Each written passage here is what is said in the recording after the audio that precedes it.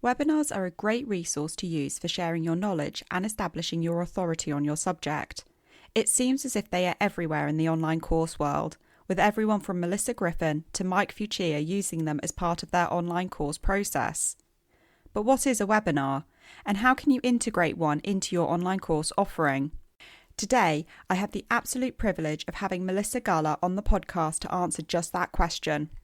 Melyssa is a course creation expert and the CEO of Wit and Wire, where she helps creators turn their skills and passions into profitable online businesses. She's produced multiple top 50 podcasts, hosted over 100 podcast episodes, and her podcast Everything is Teachable topped the charts as the #2 career podcast in America. She's a top-rated instructor at General Assembly NYC and on Skillshare, and she previously worked full-time for Ramit Sethi and Teachable. Welcome to Bloggers Creating Courses, the podcast which will take you behind the scenes of creating an online course. I'm your host, Verity Songon, founder and education consultant of veritysongon.com. I'm so excited to help you create an online course that you are proud of and to be part of your journey to scale your business as an online course creator. Let's get into the episode.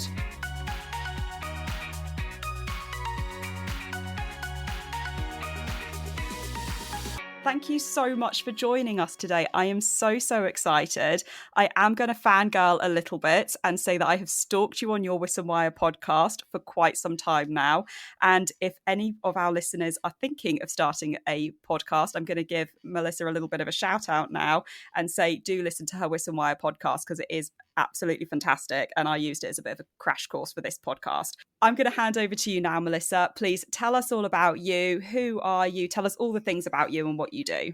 First of all, thank you so much for having me. I'm honored to be fangirled over. I feel like I'm just a normal girl in my studio apartment here in Brooklyn, but I'm always honored to connect with people and be helpful. So I run a business called Wit and Wire, and I help creators turn their own skills and passions into profitable online businesses.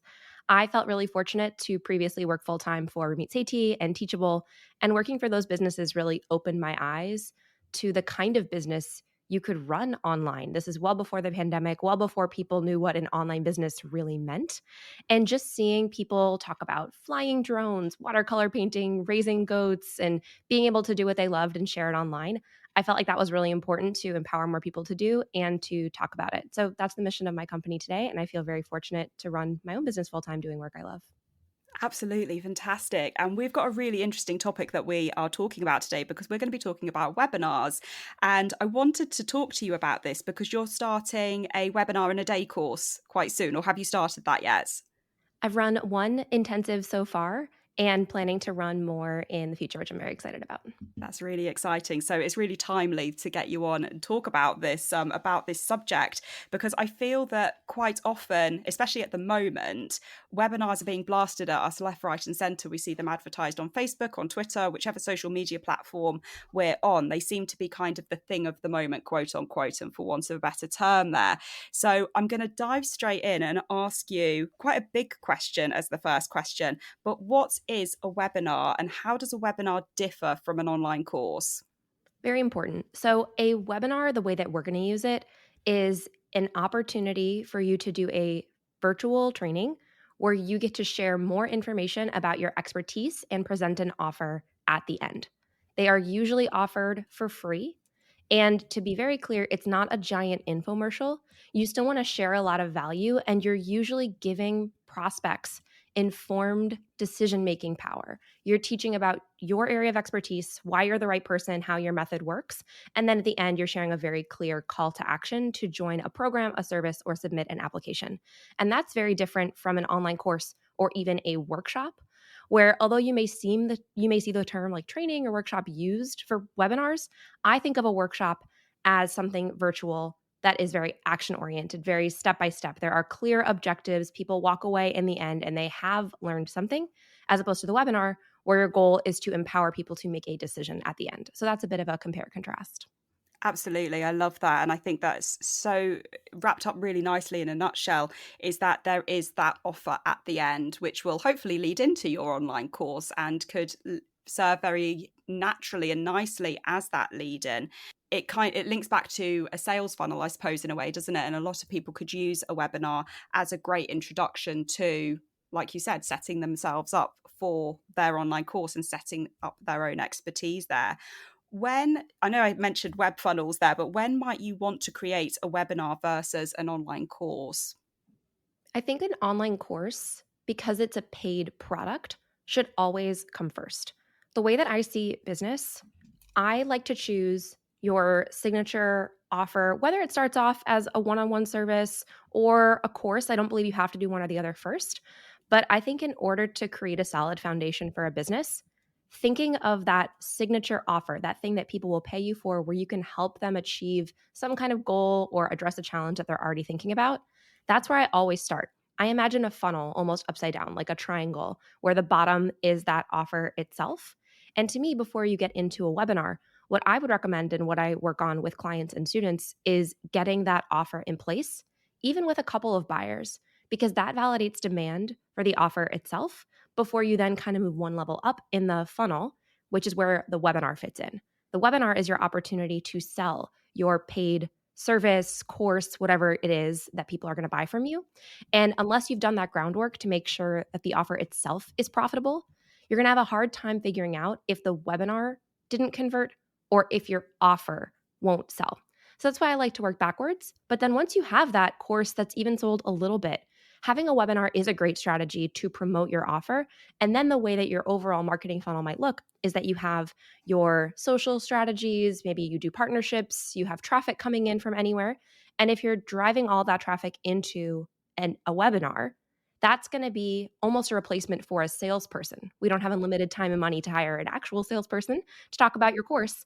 But without it, people might not have enough info to make a buying decision. So it's kind of that middle ground between cold traffic, giving them the info they need, and then converting people into buyers. Absolutely. And I really want to pick up on something you said there about working backwards, because that was something that by the time this episode comes out, it'll be a couple of weeks ago for the episodes that we talked about with Kira Holly, actually working backwards when you come to anything with your online course, be it working out your price point or whatever. And I love what you said there about validating your idea, because I think so often we see information online which tells us we have to think about the entire selling process. And yes, we do need to think about the entire selling process.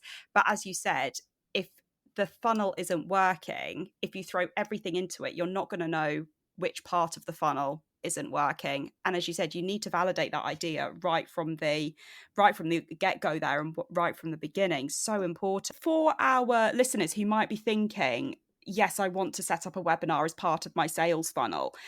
How would you recommend they go about choosing a topic for their webinar? Because I think sometimes people get a little bit concerned, particularly that they're giving away this piece of information for free. And one thing I always say to people is actually give away your most value for free, because then people will come to you for more. But a lot of people get quite worried by that advice, because they're like, well, if I give away what's most valuable, no one's going to buy anything from me. So what is your advice to our listeners if they want to set up a webinar? How would you recommend that they go about choosing a topic for their webinar that doesn't detract from their main offer but still gives value to their audience? What I would do is think first about your offer. So let's imagine your course at the end. There are probably initial questions that are already on people's minds at the beginning. So if they are trying to figure out how to lose weight, what are the kinds of questions that they might be Googling? What are the things that they're asking? And you want your webinar to address one of those very obvious questions. Usually it is a how to statement, how to do this. And often a popular strategy is to also use the word without. How to lose weight without counting calories, how to start a podcast without a huge starting audience. If you have that without clause, you're not only addressing the main thing they're looking for, but you're also kind of enticing them that they don't have to do the thing that they think they need to do. And then within the webinar itself, I would say where people go wrong is that they treat it like a workshop. They offer a clear step by step. They're giving you the overview. They're teaching you exactly how to do the thing they came for. But the problem is that you are closing the loop. You're giving people the answer to their question, and you aren't opening the door for them to have more questions. And with the webinar, you want to do something even before you have a how to. So if I were to break down kind of two major pieces, yes, in the second half, you want to talk about the process. How do you lose weight? How do you start a podcast? You want to address that for sure. But before that, there's probably a reason these people haven't already done it. Like, why haven't they already reached the goal?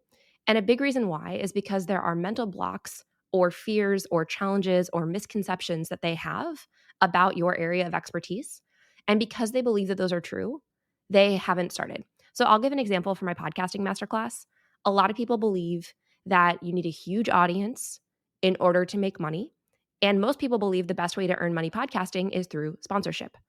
So, in the first section, before I talk about a method, I have to kind of squash those myths. So, I talk a little bit about the reality of earning money through sponsorship, and I give exact numbers to talk about how little you can really earn. And then I share a mindset shift about how I treat my podcast and how I earn money instead. And so those mindset shifts are actually what's most important. So when it comes to choosing the topic, the way that you'll market your podcast, the title of it is going to be maybe something pretty straightforward about how to do the thing that they really want without the thing that they really hate. But the webinar itself has those two clear parts. You first need to talk about and address the misconceptions, and then you get into more of a process before you present your program as the way that they can use that signature process. Yes, it comes back to that kind of age-old marketing tactic, doesn't it, of leave people wanting more. If you've dispelled those myths, as you said, they're ready and they're set up for that learning journey. It comes back to that idea of scaffolding learning, doesn't it? That you're setting that basis because you're setting up that foundation of this is what you know, or it might be what you don't know, but I'm laying the foundation. I'm going to give you almost the first rung of information, but actually if you want the second and subsequent rungs of information, you're going to have to go through and get the actual course. I think as well, when you're like, scaffolding is a good visual because it's almost like you have this consistent, like, yes, I've gotten my answer, but also, yes, I have more questions now. Like, once you show people a little bit, you're opening more doors they couldn't have had open before.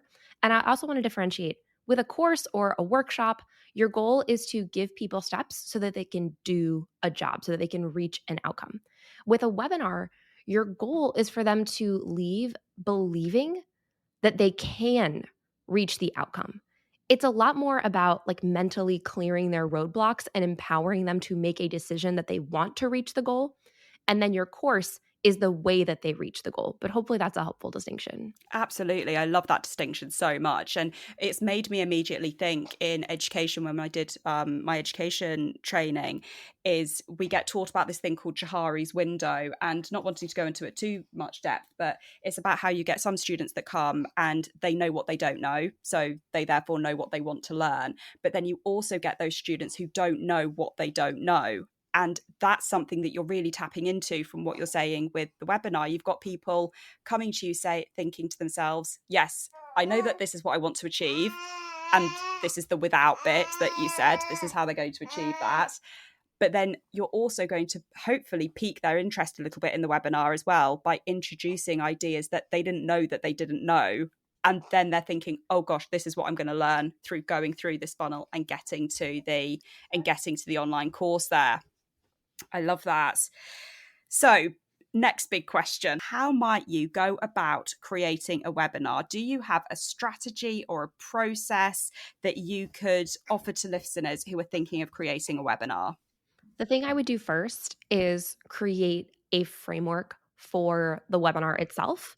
And I have something that I teach in the intensive called the 6-star webinar framework because they all start with S. But to even just simplify it, we've talked kind of high level about the pieces. And what I would do first is identify the offer. So that's the very end of the webinar. And your offer is the way that you position your course or your sales item. It could be a service at a particular moment in time. So at the end of the webinar, you want to give people a reason to buy now. And usually that involves some kind of special promotion. Maybe you add in a bonus one-on-one course with you. Maybe you add in something extra. That is the offer. So usually you start with that.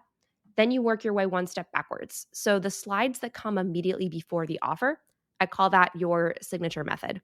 So that's where you take a look at your program or your service and you break it down into the major milestones or phases that people go through. This is the part that delivers on the promise of how do I do blank? And it's where you kind of give people the walkthrough. So for me, when it comes to podcasting, I might talk about things like how to choose the right topic, how to create binge-worthy episodes, how to publish them and start sharing your podcast, and then how to scale to get your first 1,000 listeners. So I might break it down into those big pieces. And that section is preceded by the other crucial section, which is something I call the shift. That is where you really identify what are those misconceptions, what are those blocks that are preventing people from believing they can reach this outcome that I'm helping them reach at the end of my program. And you want to address them and then flip them using this mindset shift strategy. So, to use the same example from before, with podcasting, people believe the best way to earn money as a podcaster is to build a big audience, find sponsors, and then get paid. But through a series of slides, I find the industry averages for how much you can actually earn from sponsors based on your audience size, which really paints the picture that it's a pretty small number, even if you have a fairly successful podcast in the top 5%. And then what I do instead is I use my podcast as a marketing channel to promote my own products and services.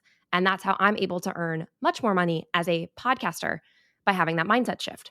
And so the purpose of putting that shift section there is so you can, again, open people's minds, help them believe that the outcome is attainable so that when they hear your signature process and then the pitch, they can see themselves joining and feeling excited. Before the shift, there are 3 shorter sections, and those are more about like introducing yourself, kind of setting up the scene. So we won't go through those 3 in depth. But if I were to create a webinar today, I would kind of outline each of those pieces first. Like, what are the 3 shifts? What's the process I'm going to cover? How am I going to position my offer? So I would get all of those in place.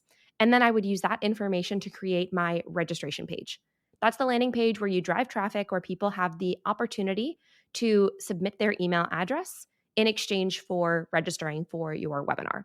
And I will say outright, I believe doing the webinar live the first time is what I typically recommend because you get feedback from that first audience on the flow. You get to kind of practice. And even if what you want long term is an evergreen webinar, which I'll define in a second, I still think doing anything live the first time is a great way to iron out the kinks and figure out what works. So, just to briefly define the word, evergreen webinar means people could watch it on demand at any time. Sometimes that means that they're picking a time when they opt in to say, I want to watch it at 2 p.m. Other times it means they're just submitting an email and they can click play on a video. But yeah, in terms of the first webinar, just to kind of keep us focused right now, I would say outline what goes into the webinar, create your registration page and all of the tech that goes into helping people attend the webinar. And then you would be creating your slides, delivering them live, and following up the webinar with a series of sales emails to continue talking about your offer for a limited time, usually about a week after the event. That is such good advice. I really hope that somebody sat down with a notebook and pen whilst you were going through that, because that's so much value. There are 2 things that I want to pick up on what you said there. The first one you said was about making sure that you are advertising your own products, because I completely agree with that. And it doesn't matter if you're from looking at this from as a podcaster, as a blogger, whatever it is, selling your own products is going to be so much more valuable in the long run for your business than sponsorships. Because yes, don't get me wrong, there's always the one person who doesn't fit that mold, who does make goodness knows how much money through sponsorships and affiliate marketing, and that's brilliant. But for the majority, selling your own products is really where it's at, and making sure that you're advertising those products. I think that's such valuable information. And the other thing I wanted to pick up on there that you said was about getting feedback, because I think sometimes, particularly if we're new to creating an online course or webinar, we can be a little bit scared sometimes of getting feedback. We're not sure if we want the feedback. But I think what people need to remember is there's no such thing as bad feedback, because every piece of feedback is valuable. You might not agree with it. It might just be one person's opinion, but that's fine. It's all valuable at the end of the day. And I'm a bit of a feedback queen. I can talk about feedback. It's one of my favorite things to talk about. But that's a little bit of an aside there. But yes, I think asking for feedback, I love this idea of doing it live first time. And I think there's probably some people who are thinking, I don't want to go live, that there is nothing that terrifies me more. But the one thing that I would say is, if people are feeling nervous about going live, is what is the worst thing that's going to happen? Especially if your webinar is free, it's not like you're going to be having loads of people ask for refunds or what have you. The absolute worst thing that happens is you turn around and say, look, sorry guys, this just isn't, I'm going to have to reschedule. There is a very big blogger who just a couple of weeks ago, I was signed up to one of her webinars, and she emailed literally 2 minutes, no exaggeration, 2 minutes before the webinar was supposed to begin, and just said, I'm really sorry, I am having a nightmare with my tech. I have to rearrange for next week. And I actually really liked that because it was so brutally honest. And I thought, if somebody as big as yourself can admit to your audience that you're having tech issues, then everybody else can admit that they're having tech issues. So to go back to my point of, I love that in that advice of go live the first time. And if you're worried, just think, what is the worst thing that is actually what's the worst thing that's going to happen? We've gone through 2 years of 2.5 years, however long it's been now, of everyone doing everything online. We're used to tech fluff ups and us getting our words in a muddle and all the rest of it. What's nice too about going live is people don't expect you to be perfect. Like I used to teach in-person classes at General Assembly here in New York. And when I'm at the front of the room talking about all my nerdy Excel stuff, people don't expect you to be perfectly edited. Like if you flub a little bit, you just keep going. But for some reason, when it's online, it almost feels like we're supposed to be perfect, which makes absolutely no sense. And I think now that we're all used to doing things online, being on Zoom, all of this stuff, if you show up to this live webinar and you're sitting at your desk, you've got your normal setup, you are a normal human being, people like that. Like they will connect with you because of who you are and they don't need you to be so polished. And if you have a little bit of a tech issue, even while you're live, just tell them. Just say, hey, I'm actually having a bit of a tech issue. Give me 1 second. I'm going to be back up and running. And like you said, it is a free event. So it's not as though they're going to be too upset. The worst thing that could happen is that it all kind of pauses and then you either follow up with a new time or you just go from there. But I also think going live and doing these free webinars is a good way to get a little bit of practice because people do not expect you to be perfect. You could do a live weekly webinar for a little bit, the same one, but just kind of testing it out to work on your material and also just to see like what are those FAQs you're getting in the chat. I think that webinars are a great way to do customer research, to learn what it is that people really want from you and how you can deliver on that. So that's the specific feedback that I'm always paying attention to. What have I missed that I could include in this webinar that could be maybe the thing holding somebody back from buying that now I can include in my slides to even make this a higher converting piece of marketing for my business? Absolutely. And if it can't be included in your webinar, it might be something that you end up picking up to go on your online course later on. And yes, I am a huge fan of feedback, so I'm so glad that you raised that there. So what I would ask you now then is, because we have covered so much talking about webinars, which has been really, really exciting. What would your key takeaway be for listeners from this episode? I think a question I'm often asked is how do I find attendees for my webinar, especially if I have a small audience? So, a key takeaway I want to share is that I would recommend making sure you get at least 100 people to attend your webinar before you decide if it's working or not. Now, it doesn't mean you have to get 100 people once. It could mean that you do this idea of a live series. And there's very friendly tech where you can have one registration page. And then let's say you're doing it every Wednesday. The time on that page just changes to the following week, and you show up and you do the exact same webinar with your tweaks. You have the exact same follow up emails. So it's not about 4 new webinars, but I think it's really important to use data to drive your decisions instead of your gut feeling.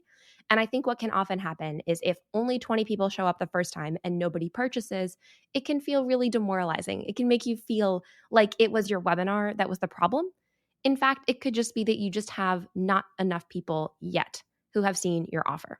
And I can share that for a live webinar, you should typically convert 5 to 10% of your attendees into buyers.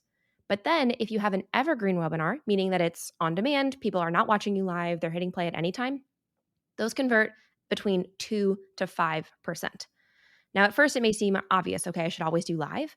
But what's interesting with an evergreen webinar is that the attendance rate is higher because people can choose their scheduled time. They can watch it at any time. They can watch it just immediately if they want. So it kind of balances out. I don't believe that live or evergreen is better or worse. One scales a little bit better. One gives you closer contact to your people. But yeah, that's my best advice. I believe that webinars are a great fit for any course creator or service provider who has already sold their offer even a few times and now you're trying to scale up and bring more traffic towards your offer, and you need a tool that can educate them about your process and your solution. So I wouldn't do it if you have never sold one student into your course or one person in to your service offering. But I do think even having 2 to 5 buyers, that's enough to validate demand for the offer itself. And then you could start considering a webinar as your kind of central piece of your marketing. This is the place where you could have opt-ins in your blog posts. You could drive people from your podcast. You can talk about it on social media. You can be a podcast guest on other people's podcasts and drive people to this free webinar. It's very hard to drive cold traffic directly to a paid offer. So yeah, I hope the key takeaway is that you can use a webinar as that middle ground, almost as your substitute salesperson, to help you share more about your process, give people the information they need, get them curious about what your paid offer could involve, and help them make that kind of buying decision. I think that's a fantastic takeaway. And there's two things that I want to put up, that I want to pick up from what you said there. Is first of all about the conversion rate. I think those numbers that you gave are so, so important for people to bear in mind, because if we're saying that you're going to have 10 people, let's just say it's your first webinar, you have 10 people attend, thinking about that conversion rate of 5 to 10%, well, actually, you're only going to get potentially statistically one person actually buy in from that 10. Now, for some people, they might find that quite demoralizing and think, well, what's the point? I've only had one person buy in. But actually, if you've got that one person buy in, you've met the statistic. So actually, you're really on the right course and you need to continue forward with that. So I think that's really, really important. And it goes back to what you were saying at the beginning about that mindset shift and remembering that it's not about selling, selling, selling. It is about meeting your own targets as well, but also being realistic with those targets. And there's something else that I wanted to pick up on about what you were saying about potentially running the same live webinar for a series of weeks. That it might be a couple of months that you end up running the same one for, working on feedback and going through that feedback, putting in the work for changing the webinar the next time. And what I love about that is because I think quite often there's a misconception out there that webinars, particularly evergreen webinars, is a passive income and it's a passive process.